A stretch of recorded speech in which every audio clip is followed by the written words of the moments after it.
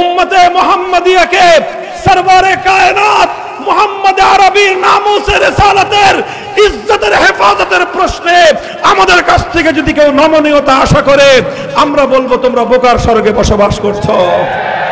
খতমে নবুয়তের মাসআলা, খতমে নবুয়তের ইস্যু আমাদের ঈমানের ইস্যু, খতমে নবুয়তের ইস্যু আমার ভালোবাসার ইস্যু, খতমে নবুয়তের ইস্যু আমার জীবনের ইস্যু। আমি আমার জিন্দেগি কুরবান করতে প্রস্তুত। খতমে নবুয়তের উপর কোনো আঘাত বরদাস্ত করতে আমরা প্রস্তুত না।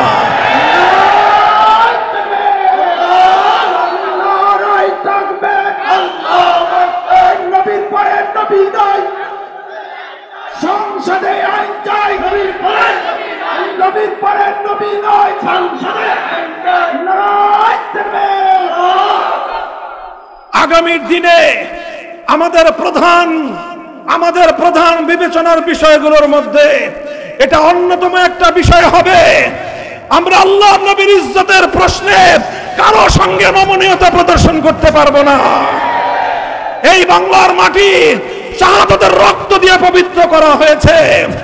সবচেয়ে বেশি শাহাদাতের রক্ত গিয়েছে আল্লাহ নবীর আশিক রাসূল উম্মতের রক্ত। শাপলা চত্বরে আমরা রক্ত দিয়ে বিপ্লবের ভিত আমরা তৈরি করেছিলাম। শাপলা চত্বরে রক্ত দিয়ে ফ্যাসিবাদের বিরুদ্ধে লড়াইয়ের সূচনা আমরা করেছিলাম। শাপলা চত্বরে রক্ত দিয়েছিলাম বলে জুলাই বিপ্লব সংগঠিত হয়েছে। সুতরাং শাপলাকে মাইনাস করে আল্লাহ নবীর ইজ্জতের প্রশ্নকে পাশ কাটিয়ে আগামীর বাংলাদেশ নির্মাণ হতে পারে না, নির্মাণ হতে দেব না। শাপলার হাতিয়ার গর্জে উঠুক আরেকবার, গর্জে উঠুক আরেকবার। শাপলার হাতিয়ার বিশ্ব নবীর উপমা ছেড়ে নারায়ে তাকবীর। মুহতারাম হাজিরিন, আল্লাহর নবীর জিন্দেগীর তিনটা টার্নিং পয়েন্ট। আবু বকর সিদ্দিক রাদিয়াল্লাহু তাআলা আনহুর খেলাফতের শুরুতেই তিনটা টার্নিং পয়েন্ট। আমার এই বাংলাদেশের মুসলমান, তোমরাও ইতিহাসের বাগ থেকে তোমাদের ইতিহাস পড়ো। আমাদের এই জমিন, এই ভূখণ্ড, এই পবিত্র জন্মভূমি, আমরা ইতিহাসের ঠিক এমনই দুটো বাঁক অতিক্রম করে তৃতীয় বাঁকের সম্মুখীন। আমরা সিদ্ধান্ত নিতে ভুল করা যাবে না। আমাদের প্রথম বাঁক ছিল ইতিহাসের, যেটা আমাদের পূর্বপুরুষরা করেছেন। সেটা হলো আমাদের পূর্বপুরুষরা হিন্দুত্ববাদের আধিপত্যকে মেনে নেন নাই। আমাদের পূর্বপুরুষরা হিন্দুত্ববাদের আধিপত্যকে কোনোদিনও এই জমিনে বরদাস্ত করে নেন নাই। বলবেন হুজুর কিভাবে এই কথা বললেন? আমি বলবো তোমরা ইতিহাস পড়ো। 1905 সালে আমার পূর্বপুরুষ, তোমার পূর্বপুরুষ এই মুসলিম জাতিসত্তার ভিত্তিতে মুসলমানদের মাথা উঁচু করে দাঁড়াবার স্বার্থে মুসলমানদের স্বকীয় জাতিসত্তা গঠন করবার অভিপ্রায়ের ইচ্ছা নিয়ে কলকাতার দাদাবাবুদেরকে সালাম জানিয়ে ওদেরকে আধিপত্য খর্ব করে ঢাকার নেতৃত্বে পূর্ব বাংলার উত্থানের জন্য বাংলাকে বিভক্ত করে আলাদা স্বাধীন প্রদেশ গড়ে তুলেছিল। 1905 সালে বঙ্গভঙ্গ হলো, কিন্তু হিন্দুত্ববাদীরা মুসলমানরা জেগে উঠুক, মুসলমানরা স্বনির্ভর হোক, মুসলমানরা স্বকীয় নেতৃত্বের গুণে তারা বলিয়ান হোক, হিন্দু উগ্রবাদীরা কোনোদিন সেটাকে বরদাস্ত করে নেয় নাই। এই রবীন্দ্রনাথ ঠাকুর সহ সাম্প্রদায়িক উগ্র জঙ্গিবাদী গোষ্ঠী তারা সহিংস আন্দোলনের মধ্য দিয়ে মুসলমানদের উত্থানকে ঠেকিয়ে দেওয়ার চেষ্টা করেছিল। বঙ্গভঙ্গ রদ বলা হয় এটাকে।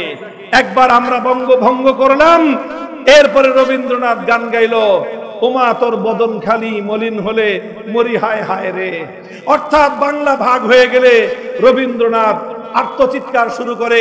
বাংলা ভাগ হয়ে মুসলমানরাও যদি হিন্দুদের সঙ্গে পাল্লা দিয়ে আগে বাড়তে থাকে, রবীন্দ্রনাথের কলিজায় আগুন ধরে যায়। রবীন্দ্রনাথ বাংলাদেশের মুসলমানদের উত্থান চায় নাই। রবীন্দ্রনাথ ঠাকুর বাংলার মুসলমানদের উত্থানের বিরুদ্ধে কবিতা রচনা করেছিল। ওটা হলো রবীন্দ্রসঙ্গীত। ইতিহাসের দুর্ভাগ্য আমাদের, ইতিহাসের দুর্ভাগ্য আমাদের, এ জাতির কপালে দুর্ভাগ্য যেই রচনা, যে সঙ্গীত, রবীন্দ্রসঙ্গীত তৈরি হয়েছিল মুসলমানদের উত্থান রোধ করার জন্য, যে সঙ্গীত রচিত হয়েছিল মুসলমানদের ঢাকা বিশ্ববিদ্যালয়ে প্রতিষ্ঠার সংগ্রামকে কলুষিত করবার জন্য, যে সঙ্গীত রচিত হয়েছিল এই বাংলার মুসলমানরা মাথা উঁচু করে দাঁড়াবার জন্য, সেই সঙ্গীত যেটা মুসলমানদের বিরুদ্ধে রচিত হলো, যেই সঙ্গীত এই বাংলার বিরুদ্ধে রচিত হয়েছিল, পরবর্তী অযোগ্য নেতারা, অযোগ্য নেতৃত্ব, দেশ বিরোধী, জাতি বিরোধী, জাতির স্বাধীনতা বিরোধী, জাতির ঐতিহ্য বিরোধী কুলাঙ্গার গোষ্ঠী সেই রবীন্দ্রসঙ্গীতকে বাংলাদেশের জাতীয় সঙ্গীতের মর্যাদা দিয়ে দেশ এবং জাতিকে কলঙ্কিত করেছে। আজ এই কথাগুলো আমাদেরকে বলতে হচ্ছে। এটা আমাদের ঐতিহাসিক প্রশ্ন। কোন একটা দেশের জাতীয় সঙ্গীত সেই দেশের চেতনা পরিপন্থী হতে পারে না। জাতীয় সঙ্গীত হবে সেই জাতির চেতনার বাহী, সেই জাতির চেতনার ধারক বাহক হতে হবে।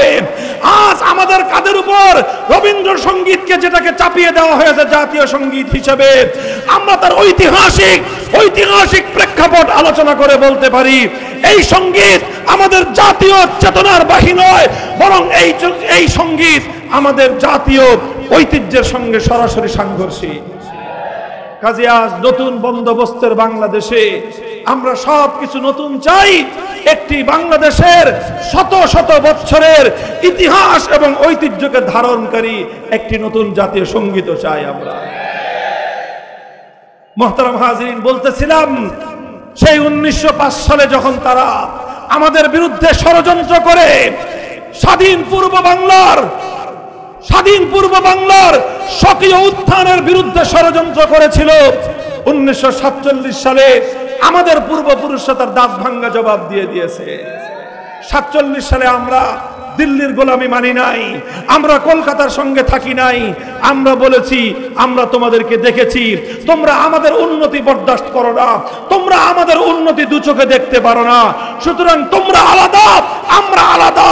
দেশ বিভক্ত করে দিল্লির গোলামের জিঞ্জির 47-এ আমরা ছিন্ন করেছিলাম। 47-এর পরাজিত দিল্লি আবার চেষ্টা করেছিল তার সেবা দাসদের কাঁধের উপর ভর করে আমার স্বাধীন বাংলাকে আবার গোলামীর জিঞ্জিরে আবদ্ধ করতে। কথা বলেন ঠিক না বেঠিক? 1971 সালে ছিল আমাদের দ্বিতীয় টার্নিং পয়েন্ট। সেই দ্বিতীয় টার্নিং পয়েন্টে আমার বাংলাদেশ সঠিক সিদ্ধান্ত গ্রহণ করেছিল। পশ্চিম পাকিস্তানি খান পাঠানদের সঙ্গে আমরা একটা জাতীয় স্বার্থ নিয়ে ঐক্যবদ্ধ হয়েছিলাম। আমাদের কাছে ছিল ইসলামের স্বার্থ, আমাদের কাছে ছিল উম্মার স্বার্থ, আমাদের কাছে ছিল আমাদের হাজার বছরের পূর্বপুরুষদের ইচ্ছা, অভিপ্রায়, তাদের আকাঙ্ক্ষা এবং তাদের প্রত্যাশা যে আমরা আল্লাহর কোরআনের আইনের দ্বারা শাসিত হতে চাই।